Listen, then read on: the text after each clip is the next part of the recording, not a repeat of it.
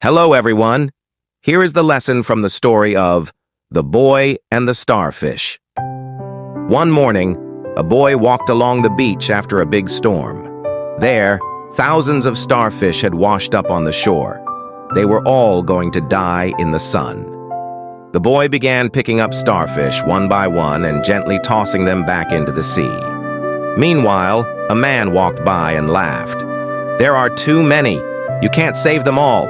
It doesn't matter." The boy picked up another starfish, threw it into the ocean, and smiled. It mattered to that one. As the boy carried on with his task undisturbed, the mocking man was struck dumb, his laughter fading into an embarrassed silence. This story fits Micah 6:8, which says, "He hath showed thee, O man, what is good, and what doth the Lord require of thee but to do justly and to love mercy and to walk humbly with thy God."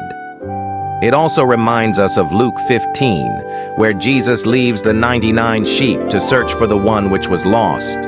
Even if you can't help everyone, helping one person still matters. God sees every act of love, either big or small. The Bible says, "Do that which is good, and thou shalt have praise of the same." And also Ecclesiastes 11:1 says, "Cast thy bread upon the waters, for thou shalt find it after many days." And verse 6 finishes, "In the morning sow thy seed, and in the evening withhold not thine hand, for thou knowest not whether shall prosper, either this or that, or whether they both shall be alike good." Thanks very much for watching and listening. Please stay tuned for more powerful insights from Quick Facts Ministry.